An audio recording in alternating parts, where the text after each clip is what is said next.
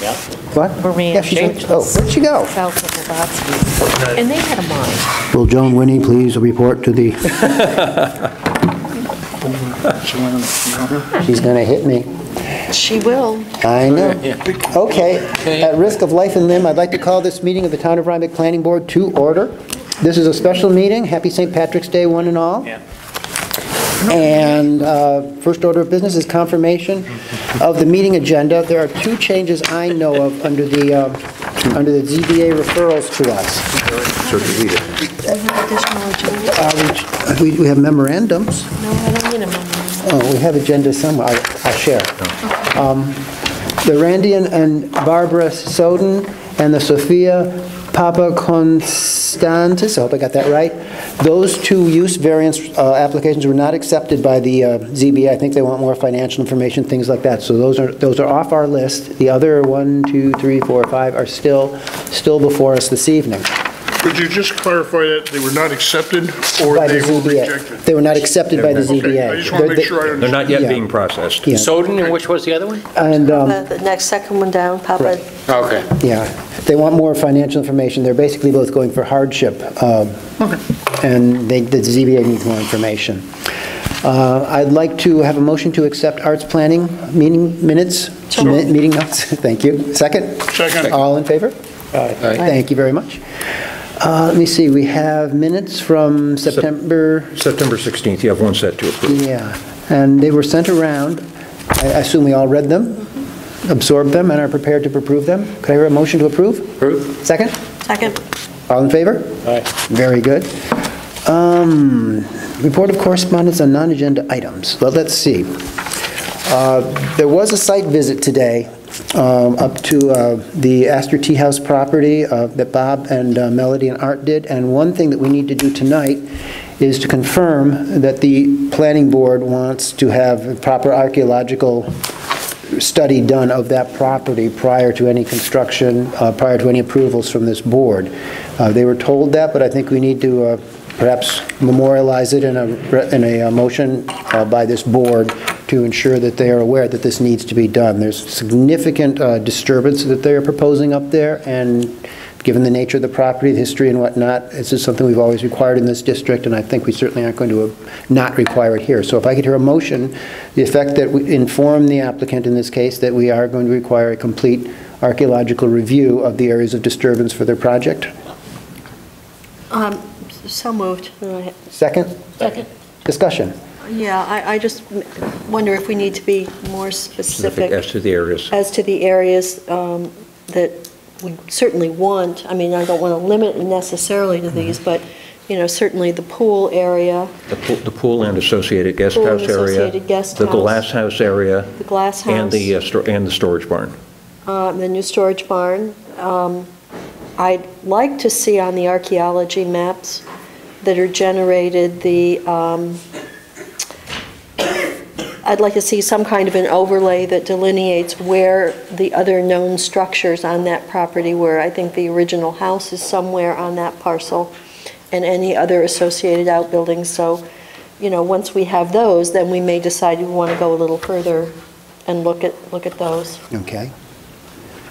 Does that make sense to you, Joni? Okay. We'll get you later. Let's talk about what level of archaeology are we going to ask for? At the first point, it would be the Phase first one. phase one. Which is the literature search. Okay, what about during, we're not getting into the during construction or Right. pre-construction?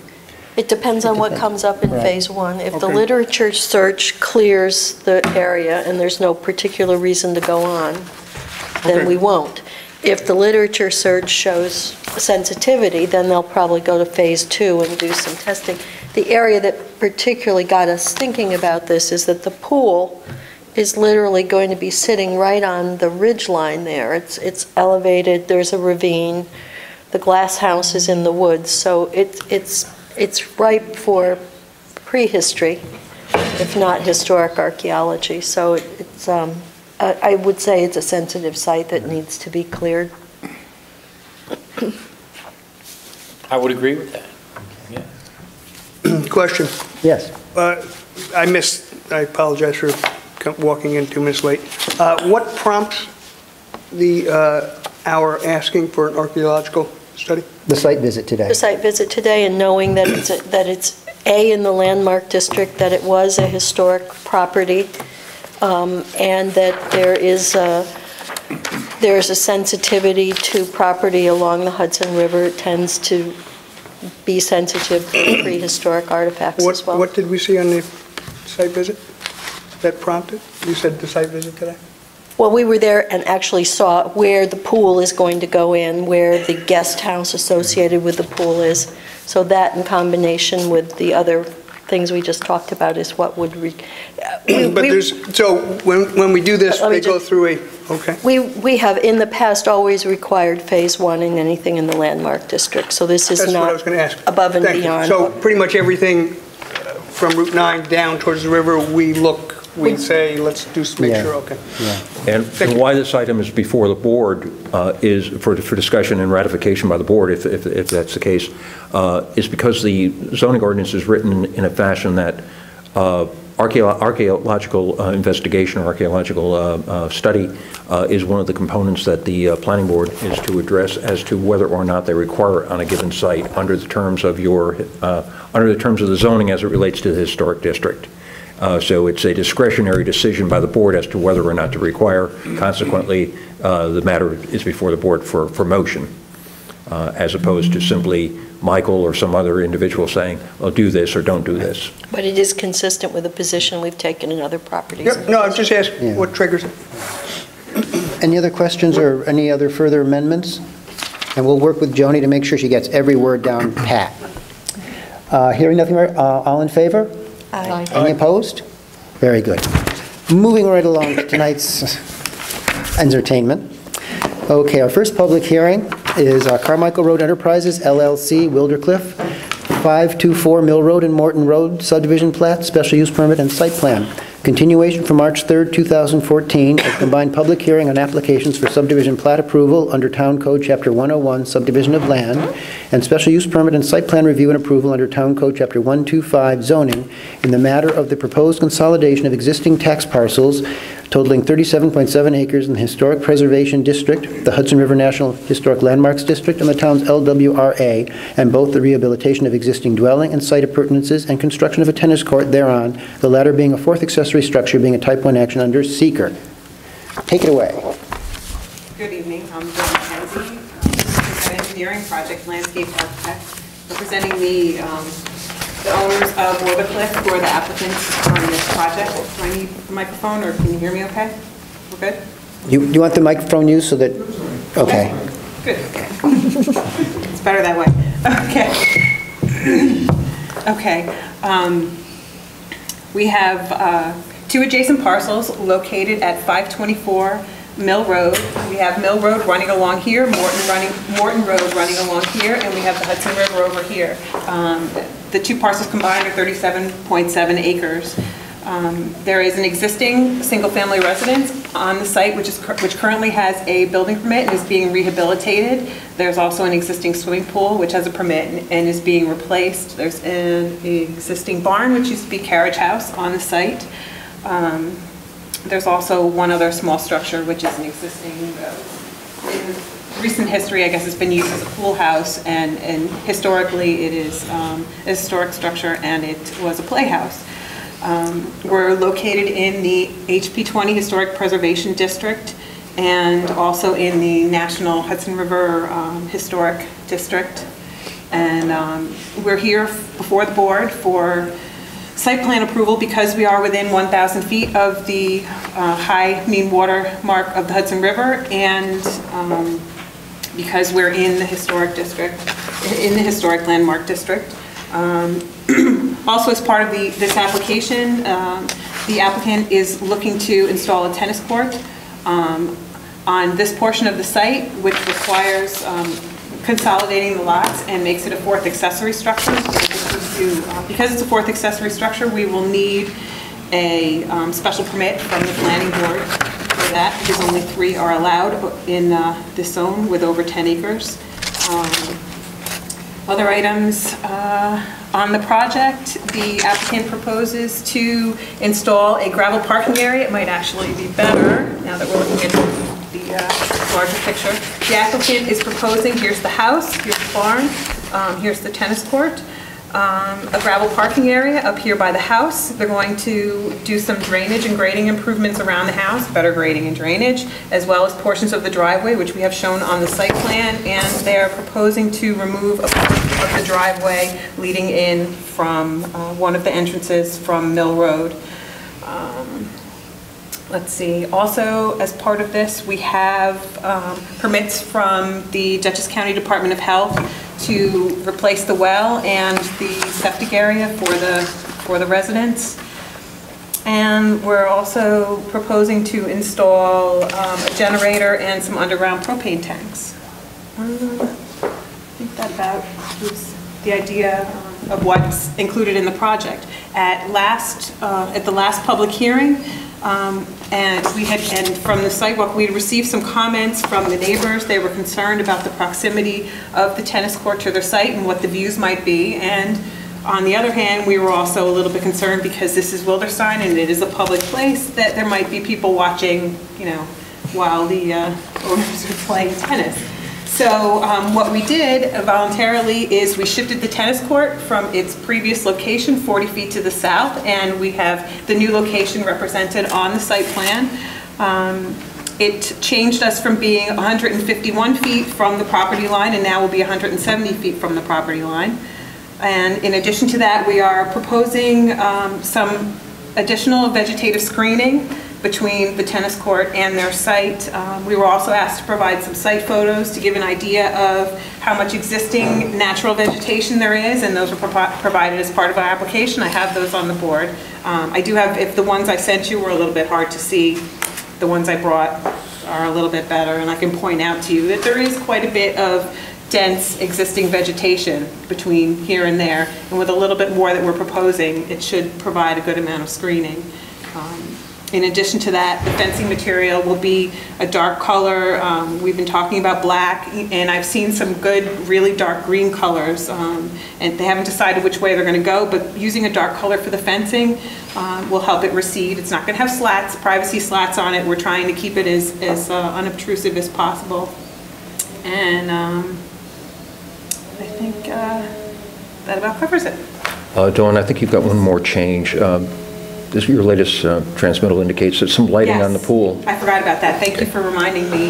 In addition to that, which was something that was not shown on the previous version of the site plan, that's included as part of this change, is the applicant wants to put some lighting by their swimming pool, and we have that shown on one of the other sheets. What's the nature of that lighting?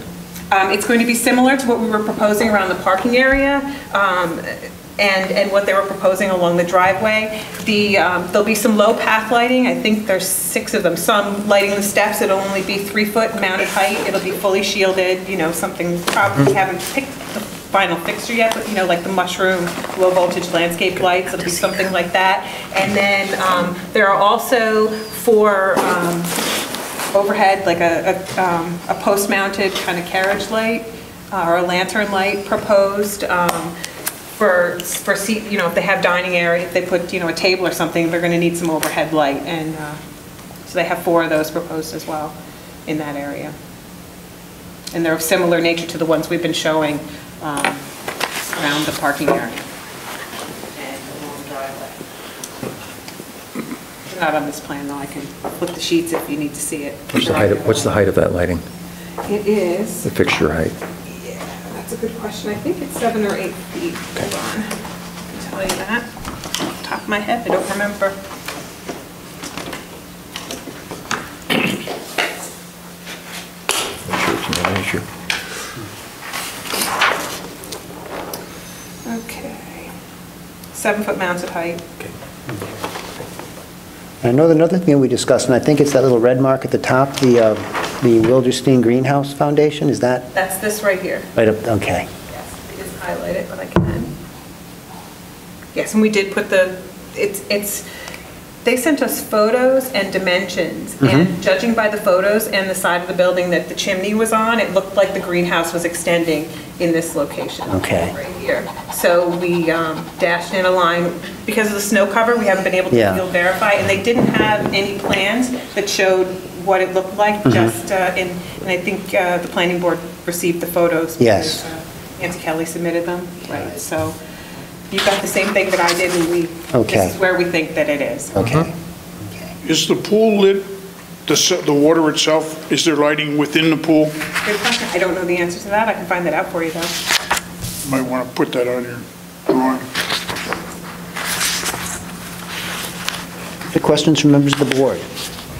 Have you had any further conversations with Wilderstein about how that can be protected or not? I haven't been involved in that discussion. I don't know if the client has.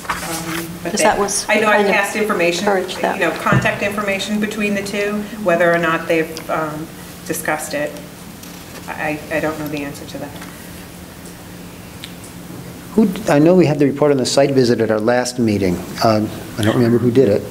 Sharon went. What do you know? Sharon? Okay, did you have anything additional that popped into your head? Yeah, I think it's a great use. In fact, I went by the building yesterday. I went and by see today.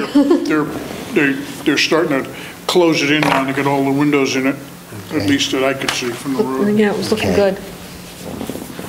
Anything from the public? I guess the only other thing that we were discussing was that where the greenhouse is just as one of the conditions of the approval is just that that area be set aside not to be, excavated or developed in any way, which obviously you don't plan on doing anyway. Not as part of this application, But but just- we are showing it on the plan. Exactly. And so that area would just be sort of protected so that you know it's there and the owner knows it's there, so that area is not to be disturbed unless and until perhaps there was some desire to actually excavate the whole area if you needed to do something, but it would take another coming back to the planning board to amend the site plan to do that sort of a thing in that area, which I don't think you have any intention of doing, but... No, they don't have any intention at this point, but all we're showing at this point is just an approximate Right. location of it. We haven't put any notation about restriction on it. Yeah. Is that what you're looking for? Is it That's sufficient? just as a condition, just that this area is just because of the sensitivity of it, and It what will we be a suspect is there, that it would be, sort of off limits unless you wish to come back to the planning board to modify the site plan to, and that could just be one of the conditions of approval. That'd just be a note on the map, and that's about, where the thing is, where the foundation is. Okay, so a note on the map where the thing is, and then just a Just- condition of the approol? Right, just let it be. What is the condition exactly? Are they not Basically, the allowed to foundation, build? at this point, unless you come back to the planning board, and basically, because it's, the head house is still there, and this is the greenhouse that comes off the head house. Part of the foundation's on Wilderstein, part of it is on Wildercliff. Apparently, whoever put the line there didn't realize that. And therefore, since it's part of an historic structure, and part of the basically reason, contributing structure to the historic district and all that, it shouldn't be disturbed. And if it has to be disturbed, then, you have a historic structures law, we have all those different things one should go through before they disturb it. But since it's not in your plans to disturb it anyway, I don't think it should be any sort of a burden on the property. And we were hoping that maybe Wilderstein and Wildercliff would talk together about possibly a little lot line alteration to put that back to Wilderstein and maybe an exchange of some sort, just whatever. But that's purely between the But parties. regardless of a statement on the paper, if they were to do anything over there, they'd have to come back in front of us anyway, because they Yes. already have surpassed the accessory structure. But this just notes that is something, that we'd Okay. have to do more for that than they would if something else was going on, just Okay. because of what's there. Property, too. Yeah, and it just alerts people, there may be new owners down the road, something like that, who have no idea what's there. Just that sort of a thing. I think the people that have the vested interest, at least they've stated it, is the Wilderstein people. But whether that ever comes to fruition is another Right, discussion. and that's strictly between the owners of the two properties. Absolutely. That has nothing to do with us. They're not Nope. here. Right. Anything else from anybody? Okay, well, what I'd like to do is, I have a draft resolution on seeker, and see what y'all think. Yep. The Town of Rhinebeck Planning Board hereby acts as follows in the matter of a proposed action encompassing applications by Carmichael Road Enterprises LLC for subdivision plat approval under Town Code Chapter 101, subdivision of land, and special use permits and site plan review and approval under Town Code Chapter 125 zoning to authorize the consolidation of existing parcels totaling 37.7 acres within the Historic Preservation HB 20 district and the town's local waterfront revitalization area and adjacent to a property on the National Register of Historic Places, and thereon both the rehabilitation of existing dwelling and site appurtenances and the construction of a new tennis court, the latter being the fourth accessory structure on the residential premise. All is depicted in a set of engineering drawings prepared by Insight Engineering, Surveying and Landscape Architecture, PC, dated January 21st, 2014, and a set Revised to March 13th, 2014.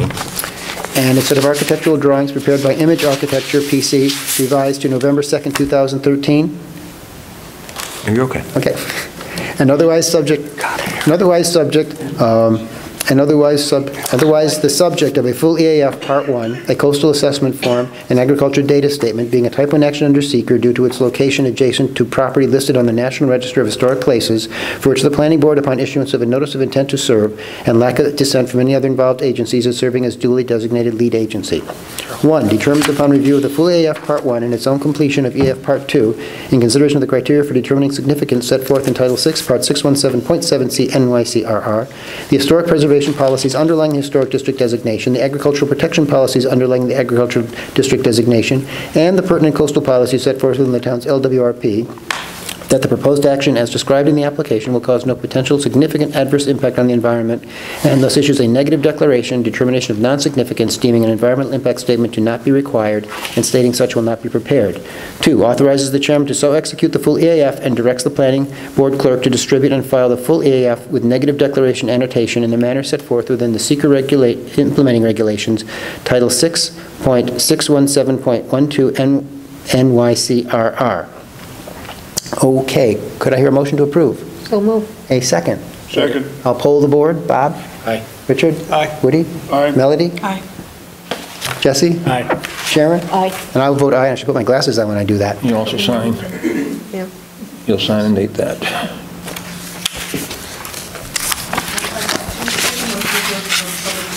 In just a minute, I'm going to do that. After seeker. Yeah. Technically, the application is not complete until there's a seeker determination. Okay. Therefore, you can't close the public hearing. Thank you, Art. Now I'll put my glasses back on. Now. Could I hear a motion to close the public hearing? So moved. Second. All in favor? Aye. Shall we move along to one more resolution? Fine. Hello. With respect to this resolution, 2 of the conditions that I think are listed here under site plan, they can stay in the resolution, but they have been addressed. The documentation has been provided now of the acceptance of the SWIP or the stormwater situation by DEC and the Health Department approval. So they're shown as conditions, but we'll acknowledge the fact that they're already met. And I guess we'll probably just add in somewhere that a note will be put on the map referencing the greenhouse. Or is it already here? Actually, Having not read it, I'm not sure it's here. let me propose something right now in that regard. Okay. Should I just... What I was going to do, Michael, is the last paragraph talks about the planning board encouraging the applicant to cooperatively work with the adjoining property owner. Mm-hmm. And I would simply add to that, perhaps, relatedly, the planning board requires a notation on the site plan identifying the greenhouse footprint as a non-disturbance area. Okay. It's really not a condition of the approval, but it's part of that that cooperative package. And it'll just be a thing on the note on the map. Okay, go. Very good. All righty then. Oh, it's like War and Peace. Okay. The Town Planning Board, upon noticing, posting, and conduct a combined public hearing, making of required referrals and consideration of input received hereby, acts as follows in the matter of a proposed action encompassing applications by Carmichael Road Enterprises, LLC, for subdivision plat approval under Town Code Chapter 101, subdivision of land and special use permits and site plan review and approval under Town Code Chapter 125 zoning, to authorize the consolidation of existing parcels over 37.7 acres within the Historic Preservation HB 20 district in the town's local waterfront revitalization area, and adjacent to a property in the National Register of Historic Places, and thereon both the rehabilitation of existing dwelling and site appurtenances, including an existing pool and the construction of a new tennis court, with the tennis court being the fourth accessory structure on the residential premise. All is depicted in a set of engineering drawings prepared by Insight Engineering, Surveying, and Landscape Architecture, PC, dated January 21st, 2014, and updated, Revised to March 13th, 2014. and a set of architectural drawings prepared by Image Architecture PC, revised to November 2nd, 2013, and otherwise subject of a full EAF Part 1, a coastal assessment form and agricultural data statement, and collectively being the portion of a proposed action under seeker for which the Planning Board, as duly designated lead agency for required coordinated environmental quality review of this Type 1 action, has issued a negative declaration, determination of non-significance under seeker, including incorporated statement of consistency with pertinent coastal policies set forth within the town's LWRP. 1, in consideration of the application for subdivision plat approval for the minor subdivision consolidation of lots, text numbers given, totaling 37.7 acres, approves the application and authorizes the chairman to stamp and sign the subdivision plat upon the applicant's satisfaction of each of the below conditions and/or requirements within 180 calendar days of the planning board's adoption of this resolution. A, submission of subdivision plat drawings in the number and form specified within Town Code Chapter 101, including thereon both all required stamps, seals, and certifications set forth within Chapter 101, or as may otherwise be deemed acceptable by the chairman in this circumstance of consolidation in their entirety of existing parcels. B, stamping of the subdivision plat in the form required above is non-jurisdictional subdivision or for filing purposes only by the Dutchess County Health Department. C, inclusion of the standard note on the subdivision plat as required under New York State Agriculture and Markets Law. D, documentation the proposed consolidation of parcels has been considered and found acceptable with the town assessor and the Dutchess County Real Property Tax Service. E, payment of any outstanding fees or reimbursable amounts due the town of Rhinebeck with respect to the submission, review, and processing of this application under Town Code Chapter 101, the town's fee schedule, and related executed escrow agreement. 2, in consideration of the application for special use permits under Town Code Chapter 125 zoning, Section 125-27A6, to authorize the above described construction of a tennis court as a fourth accessory structure on the combined residential premise, and Section 12540H3 for development within 1,000 feet of the Hudson River.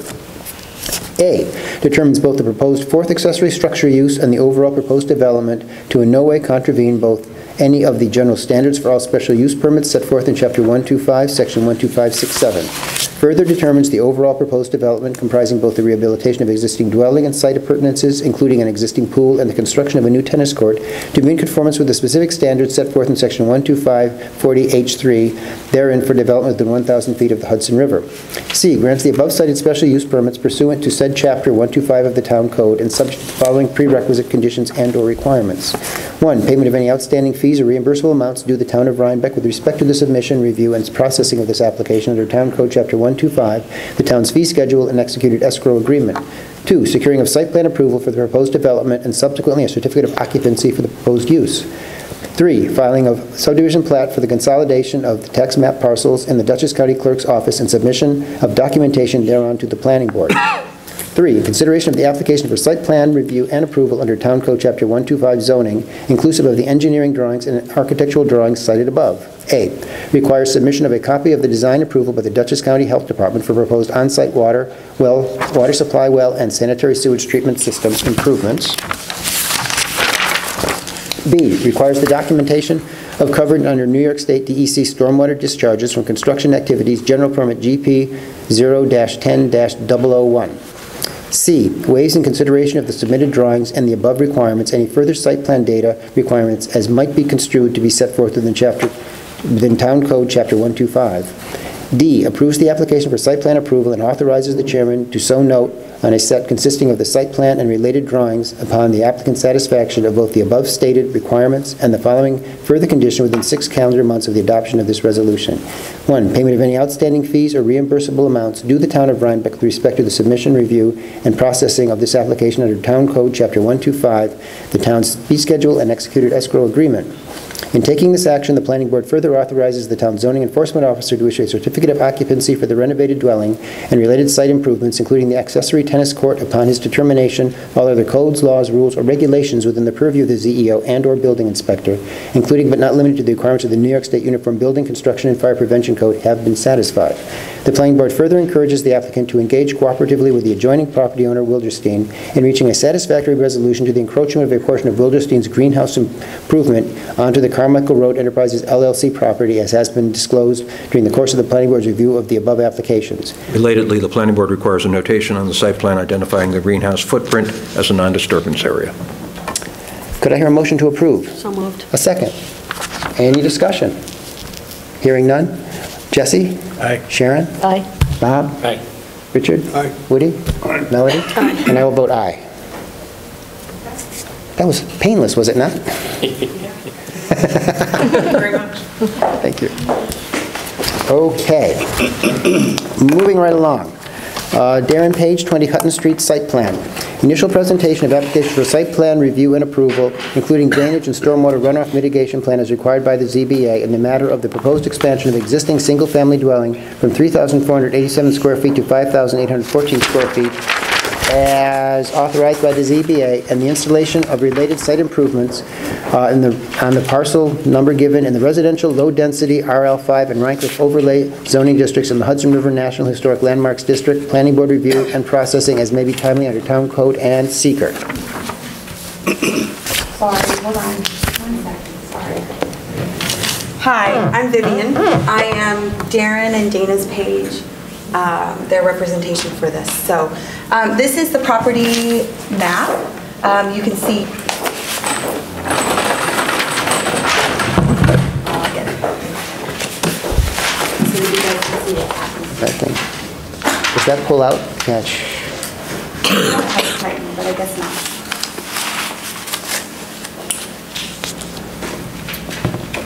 We could hold that up.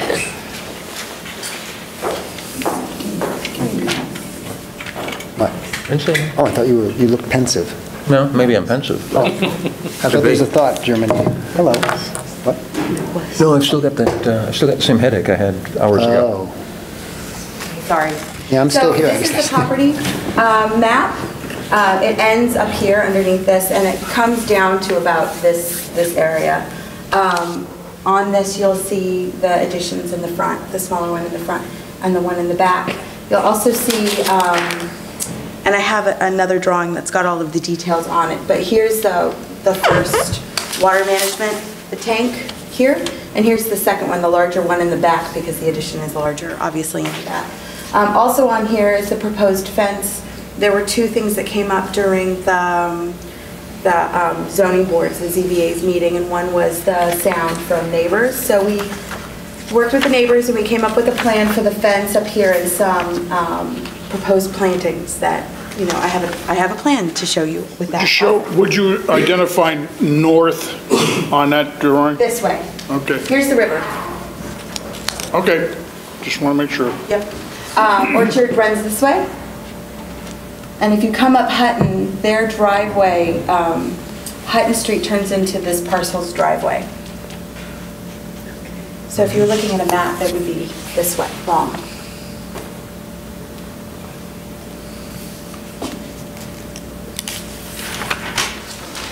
So the applicant, Darren Page, is building a residence at 20 Hutton Street that he's proposing to make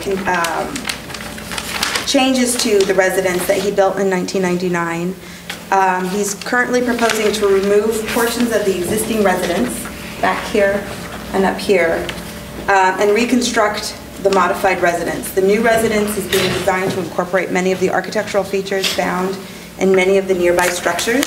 The modifications will predominantly occur within the same footprint of the existing residence. Further, the new residence will be no more restrictive of the bulk yard setbacks in the existing residence.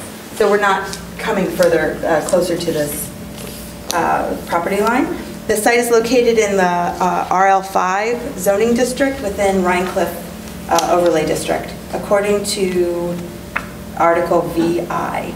Maximum gross floor area of the principal structure within the RCO district should be no more than 2,300 square feet. The existing residence is an illegal non-conforming structure. It is approximately 3,487 square feet, and the proposed addition will add approximately 2,327 square feet to the two-story residence. So I think we should start. Here's the proposed drawing of the house itself. Maybe we'll just do this, and I'll hold it. And I think we all have hard copies of You all guys have of all these as of well. these? I believe we do. Okay, great. Yeah. And probably what we can immediately add is the fact that the zoning board of appeals has granted Yes. the Yes. variance to allow the expansion to 5,814 square feet. Right, they needed to see that the town engineer would approve the water mitigation. That was one of their stipulations, so. Rodney had another, and you guys, everybody That will go to received Morris. this, right? Rodney couldn't be here, he's got another project up in Red Hook. He called you, Mike, right? Yes, he did, yeah, Okay. yeah.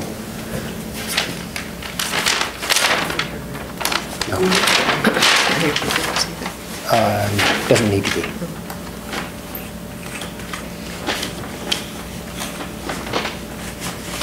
Oh, okay, I got it. So if everybody received the Rodney's drawing and his report, which is this, you'll see that he's got two of the same kind of systems. This one just has one bay, and the one in the back has three. Other than that, they're the same type of system. And since I'm not an engineer, I can tell you a limited amount about what it means, because I'm not an engineer. So, do you guys have questions or anything? Or something that you want to see or anything? I would say that at this point, does have a determination letter that this, the submission is sufficient to begin our review process, consultant review, public review. As we get into it, for example, Rodney's work and everything will be submitted to our planning board engineer to go over. Great. We went out to the site, I believe, right? I believe Ray was out there, yes, I Right. believe he was out there with that. I think also the fence, I think, was taller, it was a taller fence, and I believe that the ZBA gave a variance for the height of the fence as well, did they not? Yes. Okay, so... Do you want to see that? No, I just okay. to clarify, if anyone on the board has any questions about, a couple of these things that were bigger than the zoning law ordinarily would allow, variances have been granted by the ZBA for both of them. And the setback? Yes. Here. There was nothing else in there that, when I reviewed it before coming up here, that would impede us in reviewing it as a planning board. Approval, of course, is up to all of us. So really what's left for the planning board, there's a design issue. Correct. With respect to the house and with respect to the fence. And there's an engineering issue to be examined by Ray Jurkowski. Correct. In terms of the sufficiency of the drainage plan. And that's pretty much it. That's pretty much it. Yeah. And, there's a procedural resolution that deals with that. The only thing I would do in the procedural resolution, it's 4 lines in. There's a parenthetical phrase or whatever, including particular consideration of, it should say particular consideration of fencing and a drainage and stormwater plan. Okay. Did I give you guys that drawing of the fence itself? Yes. Okay. I've seen that. Okay, the rest of the resolution, I believe, stands as written, just inserting the date of the ZBA's decision, Okay, and we can get that. which Joan can do. Any questions from members of the board? Then I shall embark upon one more reading assignment. The Town of Rhinebeck Planning Board hereby acts as follows on an application by Darren Page pursuant to Town Code, Chapter 125 Zoning, Section 125-69D, for special use permit and site plan review and approval under Town Code, Chapter 125 Zoning, including particular consideration of a fence and a drainage and stormwater runoff mitigation plan required by the ZBA in the matter of the proposed expansion of an existing single-family dwelling from 3,487 square feet to 5,814 square feet as authorized by the ZBA, and the installation of related site improvements in the Rancliffe, on the parcel in the residential low-density RL5 and Rancliffe overlay zoning districts and the Hudson River National Historic Landmarks District, all as depicted or otherwise described on a site plan and architectural elevations prepared by Liscombe McCormick Van Boris LLP and dated February 17, 2014, a runoff mitigation plan with accompanying sheet GD1, drainage plan and details prepared by LRC Group and dated February 12, 2014, a full EF Part 1 dated September 13, 2013, and the ZBA resolution, and we will get the date. in the matter of area variance application of Darren Page, including the record therein of the Conservation Advisory Board's recommendation and the ZBA's determination with respect to the coastal policies as set forth in the town's LWRP. 1, accepts the applications as adequate for commencing review by the planning board and the board's consultants and the public, subject to the applicant's submission of a copy of the coastal assessment form as previously considered by the Conservation Advisory Board and ZBA. 2, classifies the proposed action as a type 1 action under seeker, for which the planning board as sole remaining permitting and/or approving agency will independently conduct environmental quality review without requirement for coordinating with any other involved agency. 3, schedules a combined public hearing on the application for Monday, April 21st, do we have a meeting on April 21st? This was assuming a special meeting. You have to stop and discuss that. Yeah.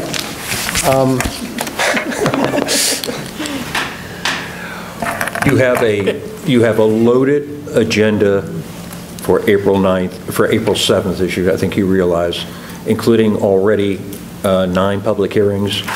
At least half of those items, at least 4 or 5 of those items cannot be decided on the 7th. They're going to roll forward.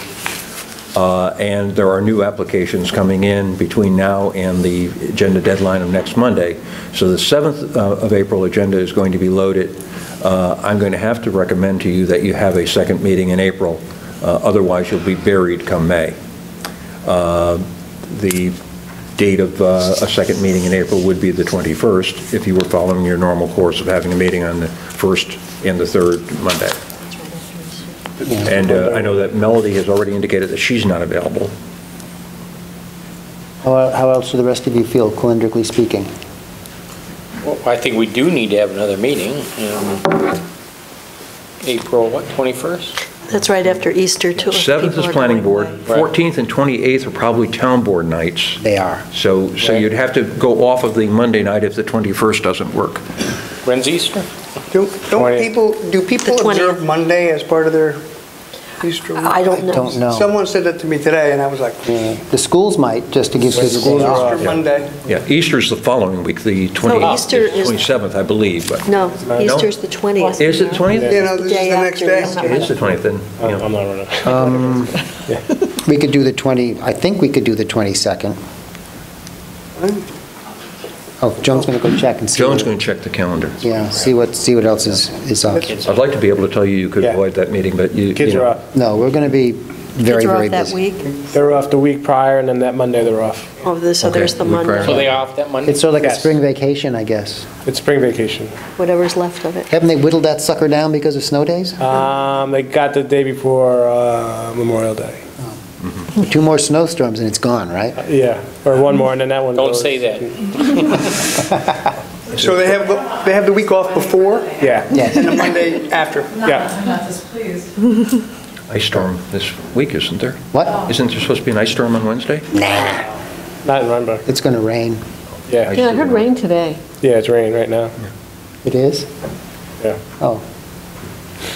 Once again, a peerless prognostication by the weatherman. Hopefully, we do have a lot of things coming up. A lot of stuff is bubbling up downstairs that's going to bubble up here. So, Rhinebeck is a very busy little town. Yeah, I guess so. We'll just sort of sit here and wait. And Well, I have can you- no can you problem with doing continue? it on Tuesday and moving on. What? She's checking the She's checking to see if... Checking to see if. Make sure no one else If the is... space is available. Can you nailed that continue down. reading? I will continue reading, and we will go back to... we can do it? Does the 22nd sound better to you guys, Tuesday? Yes. That way all your Easter candy will be digested and you'll be okay. Okay. 3, schedules a combined public hearing on the application for Tuesday, April 22nd. April 22nd at 6:35 PM and directs the clerk to undertake and/or otherwise cause noticing and posting thereof in strict accordance with the provisions of Town Code Chapter 125 zoning, Sections 12566 and 12577. Delegates planning board members who would like to go to Rhine Cliff. Go. Who's going? I went there for the last one, so let somebody else do it. Yeah, I went to. I'll go. Richard? I'll go. And Bob? Okay. This time I'm going to write the names so I can actually read them. Okay. Richard and Bob, to conduct a field visit to the project site and report their observations at the time of public hearing. Refers the applications to the Town Conservation Advisory Board for review and comment. Refers applications to the Town Historian for review and comment. Reviews the applications to the Town Waterfront Advisory Committee for review and recommendation as to consistency with pertinent town coastal policies as set forth within the town's local waterfront revitalization program. Refers the applications to the Dutchess County Department of Planning and Economic Development for review and advisory opinion pursuant to the requirements of Section 239I and M of the New York State General Municipal Law. Refers the applications with an emphasis on the accompanying drainage and stormwater runoff mitigation plan to the planning board engineer for technical review and comment. 10, requests further technical review of the applications by the town's planning consultant and without prejudice to requirement for careful consideration by the planning board of any input that arises through the continuing review process as set forth above, authorizes the planning consultant to prepare working drafts of resolutions with recommended conditions and/or requirements incorporated for consideration by the planning board under seeker, the LWRP, and the town code when and if timely. Could I hear a motion to approve? Moved. Second. Second. Any discussion? All in favor? Aye. Okay. So you'll coordinate with Joan about the noticing and all that stuff for the public hearing? And the site visit. And the site visit, yes, with Bob Who do and we with call for the Richard. site visit? Gotcha. Give you my card. Okay, perfect. Okay? All right. The rest of this evening's activities are going to be ZBA referrals to us. The first is the Mid-Hudson Medical Group, Rhinebeck LLC, area variance application seeking square footage increase for signage from 12.5 square foot to 25 square foot for property located at 6740 Route 9. Now, MHMG owns the property, but we're talking about the bank building. So I need to recuse myself, yes? Yes, so Bob will recuse himself. Okay. There was a discussion, I recall, that I participated in on this when they showed a number of different renderings of it. And the 12.5, the size permit under law, put under the gable end there towards the road, looked really dinky. It didn't aesthetically, it did not look good. The 25-foot square actually filled the space appropriately, just aesthetically, I thought it looked better. It is a fairly significant, it's a 100% increase in terms of size. On the other hand, aesthetically, it looked better when I looked at it. As Art says here, there are two fundamental planning zoning issues, which I guess you know. I don't know if you've all had a chance to read this. I could read it to you if you know. 2 points to consider. It's with a unique practical difficulty related to the location. Part of the problem, of course, at this point, as many of you may be aware, is the sign that Stop and Shop has out there was intended to be a shared sign by all the tenants within the shopping center. Stop and Shop does not want to share, and there have been a number of discussions over that, a number of legal discussions over it. And so, and unfortunately, the way the resolutions of approval for that were written, it was not clearly stated that that was the intent and was not to not happen.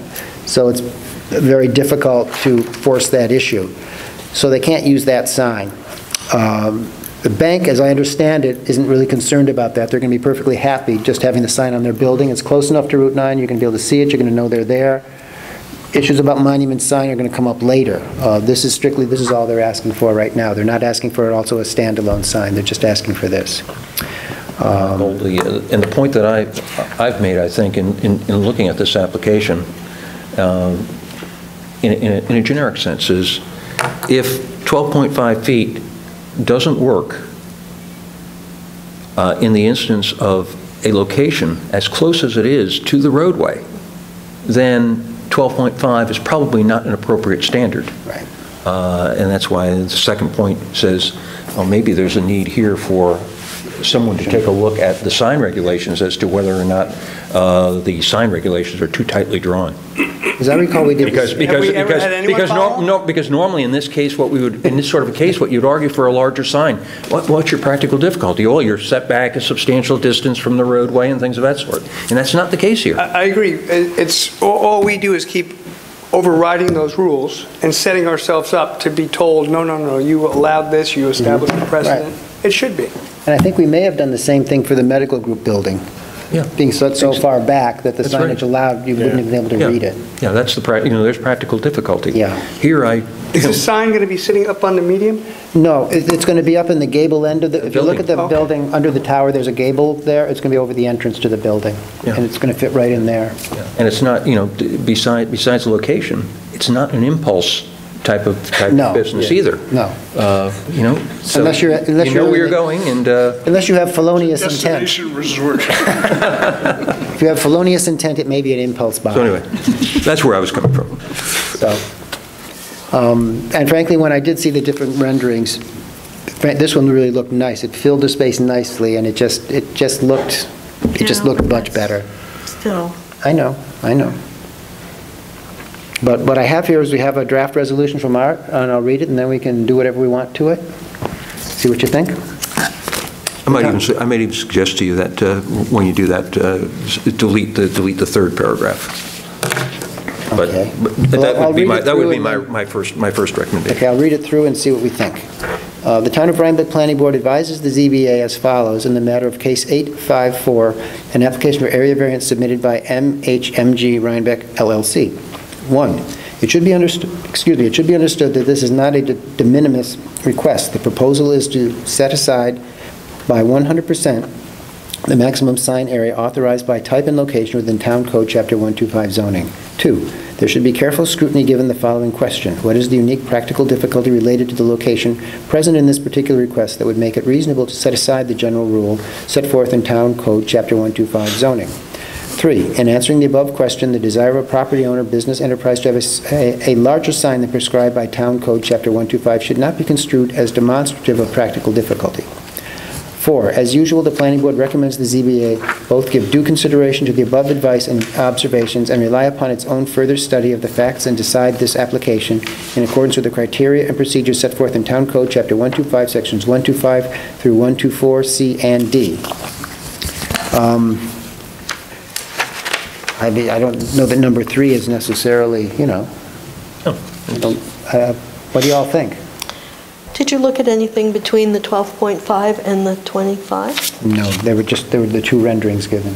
Well, that seems to me another option. It's, yeah, I mean, you could increase it somewhat without getting to the 100%.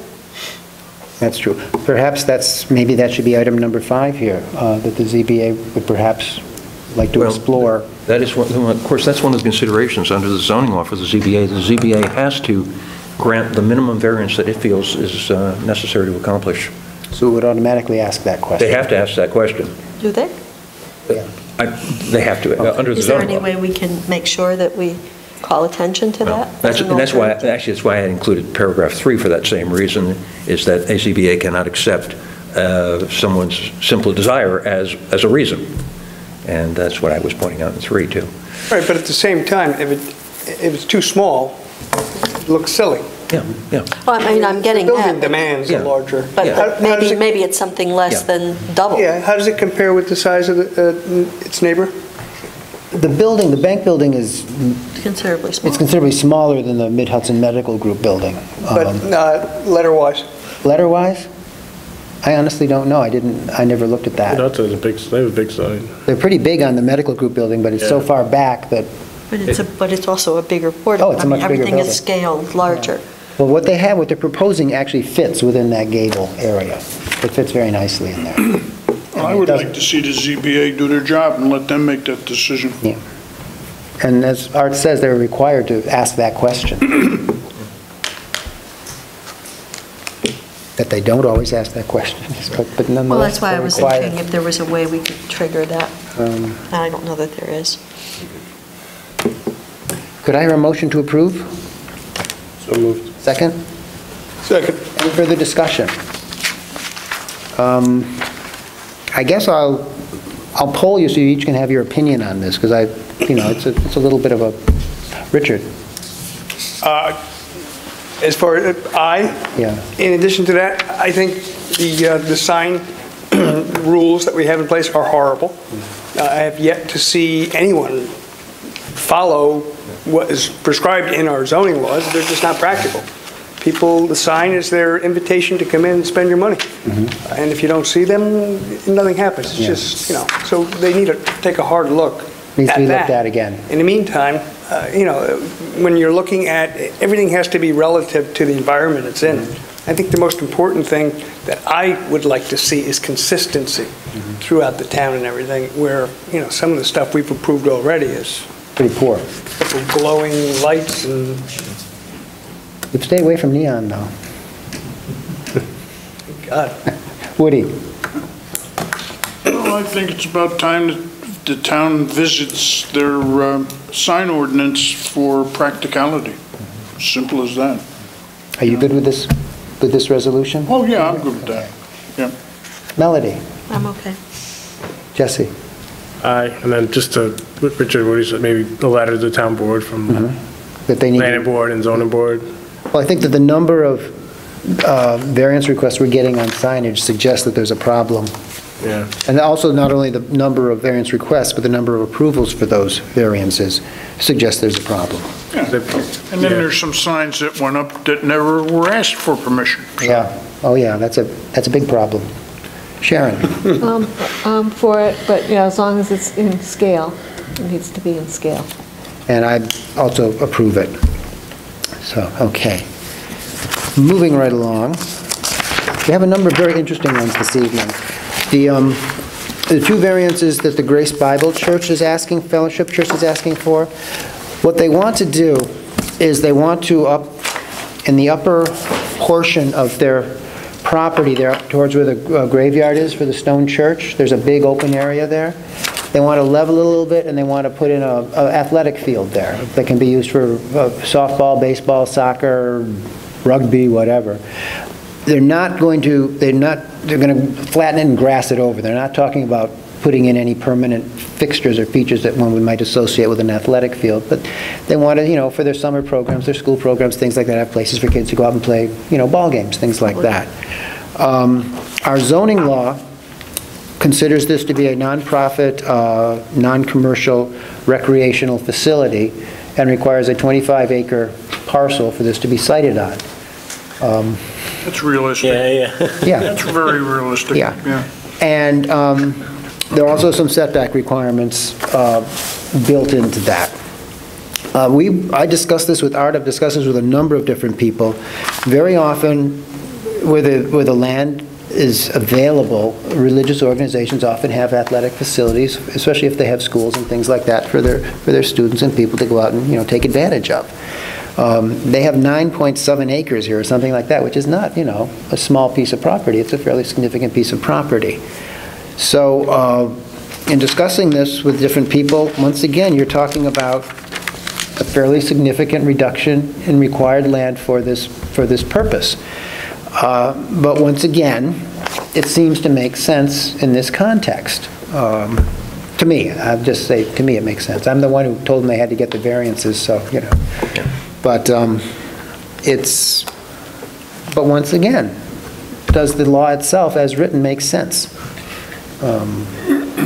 I don't know. Well, how often would a situation like this come up? Exactly. Exactly. They're not putting a fence? They're not putting a fence around Nope, it? they're just going to leave it wide open. It's going to be grass. It's not going to be marked or watered or lit or Wow. bleachers or anything. It's just going to be a nice grass area, and they want to Is it a open baseball field? It's going to have baseball. like, They may do a little dirt? They may do that, or they may just stripe it every now and then, but not actually put in an infield or anything like that. Yeah. So what is it that triggers them to have to come in front of us? Yeah, really. Other than just throw Just some find some- plates right, on the right, ground exactly. and play? So they Yeah. need to level it as a recreation area, Why can't they just and they want to level make it available to the public. oh, they want to make it They available? want to make it available so the public, That's the at no difference. charge, can come Why? and use it. Why? Because they want to. Really? They want to give something to the community. Okay. And that's what triggers this. That's what triggers it. Okay. I mean, otherwise, if they just went in there and we're just going to level this area Yeah, and right, plant grass, play and go ahead, right? And- Who knows? right? But they want to make it available to the public, so. No good deed goes They do unpunished. their summer camp, too. Yeah, They do the summer camp in front of the building, which gets too wet. yeah. Well, yeah. Yeah. That's another area they want to regrade that and change that and plant it. part of the other one. That's The another summer part of- camp is for their use, right? For their, Yeah. well, it's Do they it's open to charge the for public. that? Oh, it is, okay. It's a, I think they charge for it. Yeah, they probably do, I'm sure they do. No. But they wanted to make this available to the public, just to come in and use it and have it available there. So, but I'll read you what we have here. But that's the background, that's the reason this is here. Okay. The Town of Rhinebeck Planning Board advises the ZBA as follows in the matter of case 856A, an application for area variance to authorize establishment of a non-profit outdoor recreation use on a site of 9.72 acres. 1, it should be understood that this is not a de minimis request. The proposal is to set aside by approximately 60% the minimum 25-acre land area requirement for a non-profit outdoor recreation use. 2, the proposed use involving the development of a single ball field is, however, considered by the planning board following conduct of a sketch plan conference with the applicant to be a reasonable co-principal use of this site, as such would be the case under the terms of Town Code Chapter 125. At the time of the sketch plan conference, neither the planning board nor the town's planning consultant identified any significant planning or environmental issues to be present. 3, as noted by the town's planning consultant, it is not uncommon for an outdoor recreation facility, such as that proposed use here, to be authorized as an accessory use on an institutional premise such as that of a church. Such, of course, is not the case in the town of Rhinebeck. Thus, there is the need for consideration of the proposed ball field as a non-profit outdoor recreation use and the associated relief requested from the ZBA. 4, the planning board is serving as lead agency under seeker for the totality of a proposed action involving both the development of the ball field and other site improvements, principally drainage improvements, on the church property, and will be considering the issuance of a determination of significance for this type 1 action adjacent to otherwise nearby properties listed on the National Register of Historic Places following the conduct of a public hearing scheduled for April 7th, 2014. 5, as usual, the planning board recommends the ZBA both give due consideration to the above advice and observations and rely upon its own further study of the facts and decide this application in accordance with the criteria and procedures set forth at Town Code Chapter 125, Section 125-124, C and D. Before we go on, can I hear a motion to approve? Second. Discussion. All in favor? Aye. Any opposed? Okay, very good. The second one is a setback request. It's, where this is, it's close to the graveyard, which is to say that it's not going to upset any of the residents. That was totally unnecessary. That was too easy. It's just to allow them, for the same rationale that we just did for the previous one, but it's another area variance, so I'll read this. And there's just to explain one other thing, there's a specific mention here of the seeker process, because this is a type 1 action. The ZBA is not going to be in a position to act until a determination of significance is issued by the planning board as lead agency, and that's why there's specific mention here of that prospectively occurring at the meeting of April 7th. This board can't act earlier than that because we're still in that period of notification of other agencies. And it's a type 1 action even for the area variances rather than type 2 because of its being right by the stone church in that area and everything. So the whole project that's all together is a type 1 action. So the ZBA has to wait for us.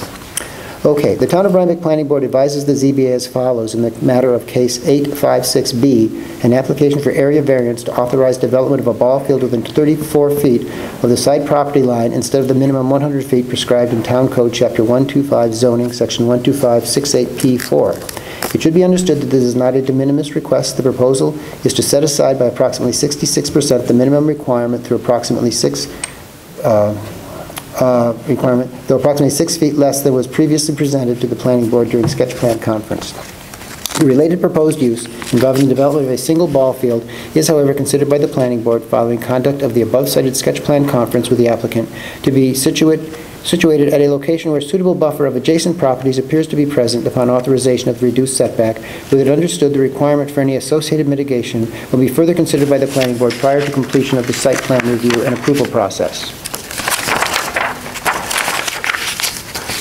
3, as stated in the matter of case 856A, the planning board is serving as lead agency under seeker for the totality of a proposed action involving both the development of the ball field and other site improvements, principally drainage improvements, on the church property, and will be considering the issuance of a determination of significance for this type 1 action adjacent to or otherwise nearby properties listed on the National Register of Historic Places following the conduct of a public hearing scheduled for April 7th, 2014. As usual, the planning board recommends the ZBA both give due consideration to the above advice and observations and rely upon its own further study of the facts and decide this application in accordance with the criteria and procedures set forth at Town Code Chapter 125, Sections 125-124C and D. Could I hear a motion to approve? So move. A second? Any discussion? All in favor? Aye. Any opposed? Very good. That's approved. Rhinebeck Tennis Club. The Rhinebeck Tennis Club wants to expand for a few more tennis courts, and I believe they would like to put in a swimming pool. They would like to use an adjacent property they wish to buy it next to their existing property. They are a non-conforming use in the RC5 district. Therefore, a non-conforming use cannot be expanded onto other areas of a site or onto another site. So they're going before the ZBA to get a use variance so that they would then be a conforming use in the RC5 district, which would then enable them to expand their operation. So that's the backstory on this one. You've got to go a step further than that, though. Uh-oh.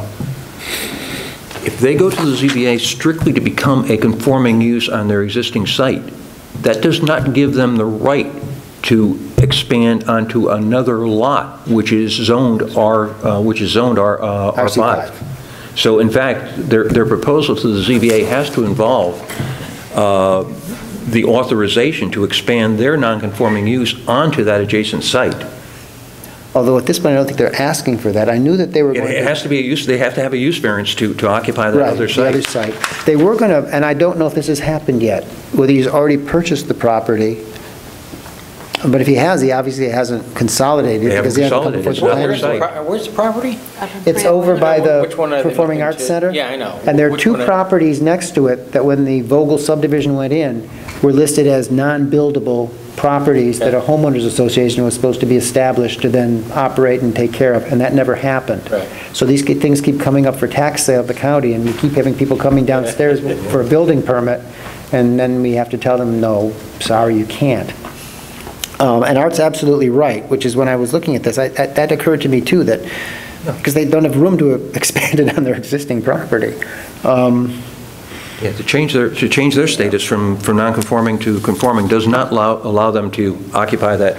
Which means they'd be coming back before the ZBA again if they did purchase another property. See, How big is this other property? It's maybe an acre or 2 acres. It's not very big at all. How big is their existing property? Oh, God.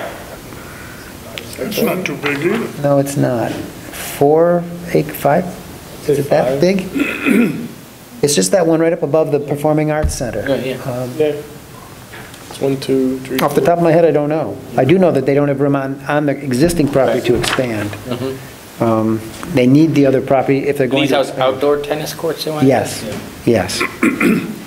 Do we have here a copy of the application that they Outdoor submitted to tennis the courts or ZBA? pool? Because I don't know, where are they planning? Because my notes assume that the application was broader than it appears to be. Yeah, we do have it here. We have it.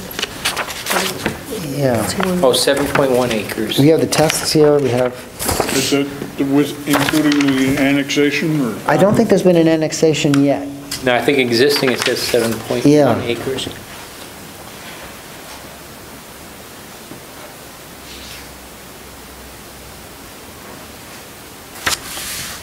The other further complication is on the 2 lots that were set aside. There's a note on the final plat saying non-buildable, but then there's an asterisk saying not for a single family residential house. And so there was some question as to what legally non-buildable meant. Does it go, Well, this says on their application, 1.7 acre landlocked parcel behind the tennis club Right. was purchased Oh, we did purchase and will it. be combined with the existing club property. At this point, he hasn't combined it, at least as far as we're concerned. Right, it says it will be. Yeah. And that site is subject, that 1.7 acres is subject to the requirements for the RC5 district. Right. Unless they secure a use variance On that site. with respect to that particular site.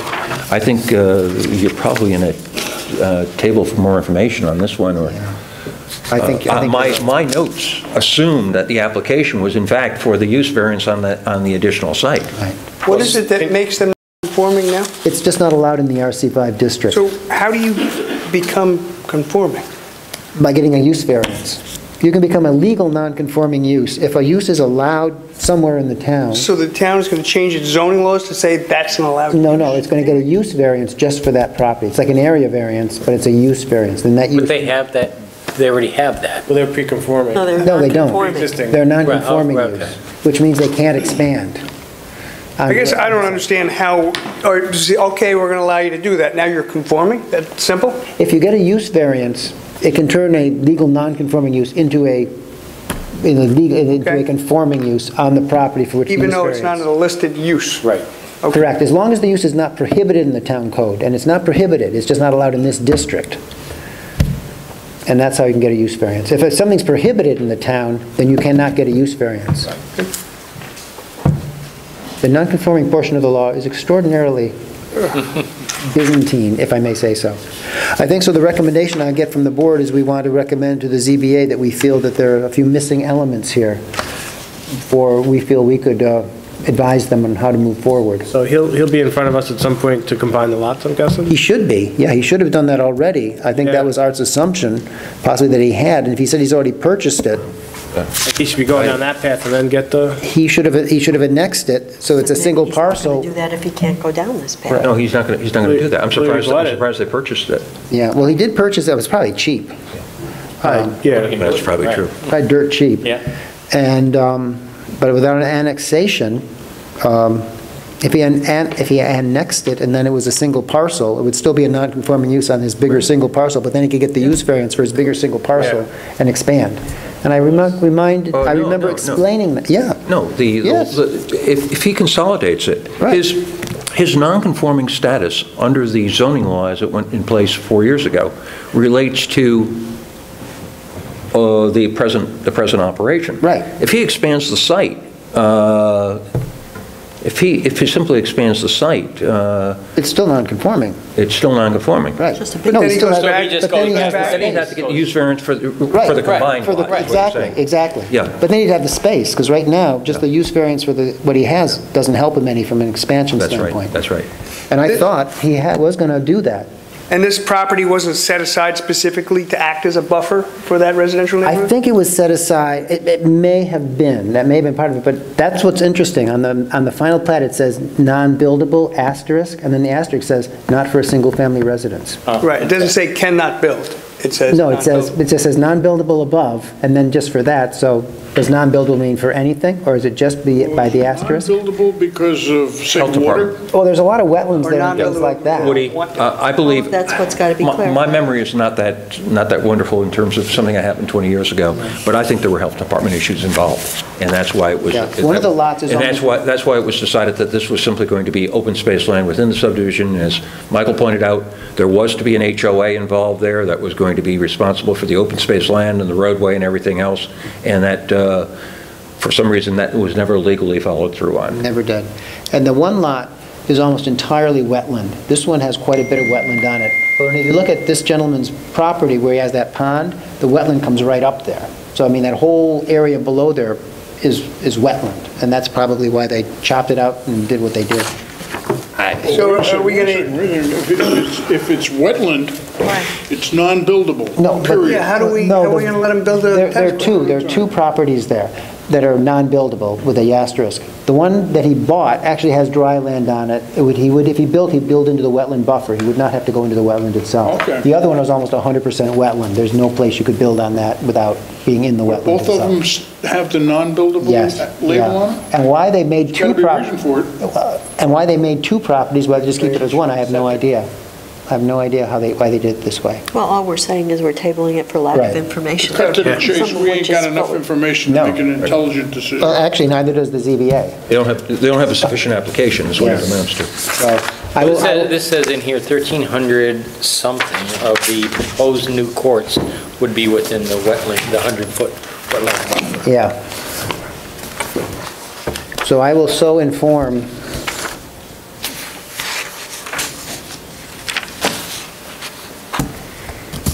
Actually, I guess I should ask for a motion that we feel there's not sufficient information to make a So moved. second? Second. All in favor? Aye. I will so inform. Okay.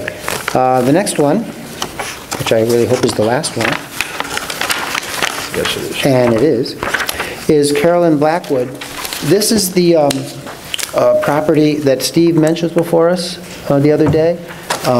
It's along Grinnell, the 3 lots along Grinnell, and where he's going to take down the addition to the old house, but then build that sort of newer addition that's sort of built down in the ground and all that sort of stuff. And then on the the southern parcel, tear down the garage that's there, build a new garage with an apartment over the top. And as you can see here, what's proposed is that the final, not including the final square footage is going to be 3,345 square feet rather than the 2,300 square feet permitted in the district, the Rhinecliff overlay. Including the new garage. I believe so, yes. Does that include the space underground? It does, The new some of it yes, some of it studio? no. In our zoning law, it's interesting. It says where you have your mechanicals and things like that, that would not count as part of the space. But there's a studio down there. Well, that's proposed. And that part would, I believe, would. Well, he's asking if that is included in that square footage. I honestly don't know. Well, Sharon and I have the site view, and we haven't scheduled it with Mr. Mensch yet. Yeah. So This I might think that's... another case where we want further clarification. Absolutely. Because there's that I think walkway that's underground, too. Yeah, I think there's a lot of questions that are unanswered and a lot of questions that we don't know yet. okay. I believe the square footage may be understated in the applications in terms of what square footage has to be total habitable area. Yes. And you're right, there are just certain exclusions, the utility room, whatever. Secondly, the numbers that exist in the application that was submitted to the ZBA and the planning board are slightly apart. I think they're both low, but they're slightly apart. Okay. So that's one of the things that was pointed out here as in this draft resolution. Essentially, the draft resolution is an indication of, look, the planning board's got this matter under review. The planning board anticipates substantial input based upon the fact that you're going to have a public hearing. You've sent this out for referrals, et cetera, and simply advising the ZBA that you'll get back to them with more information once you receive that input on April 7th. And also in this particular case, it's another instance where the ZBA needs to wait for you under the seeker. Because it's type 1. With respect to seeker anyway, and you can't say anything about environmental review at this point because you're not technically designated as the lead agency yet. And I think that's, That's in the, yeah, it's guidance for the ZBA, more than anything, kind of guidance for the ZBA. very good. Then let me read this and see what you all think. The Town of Rhinebeck Planning Board advises the ZBA as follows in the matter of case 858, an application for area variance to authorize the expansion of an existing single-family dwelling to more than the maximum prescribed 2,300 square feet within the Rhinecliff Overlay District. 1, the proposed square footage of 3,345 square foot set forth on the ZBA agenda is more than the 3,280 square foot cited in submissions made to the Planning Board. Correction should occur wherever appropriate so the square footage is consistently represented in the submissions. 2, in either case, the requested area variance is certainly not de minimis, being an approximately 50% increase from the prescribed maximum standard. 3, the Planning Board accepted 3 related applications at its planning meeting of March 3, 2014, being an application for subdivision plat approval requesting authorization of the consolidation of 2 of the 3 contiguous existing parcels owned by the applicant to create the project site for the expanded dwelling and other applications for special use permit and site plan review and approval to authorize development both within the RCO district and within 1,000 feet of the Hudson River. Another application unrelated to the matter before the ZBA was accepted for special use permit to authorize the construction and establishment of a detached accessory dwelling unit. 4, the planning board further scheduled a combined public hearing on these applications for April 7th, 2014, classified the totality of the proposed action as a type 1 action, issued a notice of intent to serve as lead agency under seeker, and made required referrals to both agencies and its advisors. The board anticipates substantive thank you, input from both the public and its advisors concerning potential planning and environmental issues raised by this project, requiring careful scrutiny on the provisions of the town code, the town LWRP, and seeker in consideration of the location within the Hudson River National Historic District, the Rhine Cliff Overlay District, and the town's LWRA. 5, in consideration of the above, the planning board will ensure the ZBA promptly is advised of the input received by the planning board on April 7th and related discussion by the planning board so that the ZBA might then proceed to consider both this input and further rely upon its own further study of the facts in deciding this application in accordance with the criteria and procedures set forth in Town Code Chapter 125, Sections 125-124C and D. Could I hear a motion to approve? So moved. Second? Second. Discussion? Hearing none, all in favor? Very good. I think we have one, well, I'll hold it off until after I've done a site Okay. review. Does anyone else have anything else for our meeting this evening? Hearing nothing else, could I hear a motion to approve, a motion to adjourn? Nah, let's stay a while. Well, it's St. Patrick's Day. Second? All in favor? We stand adjourned at 8, no, it's 7:50.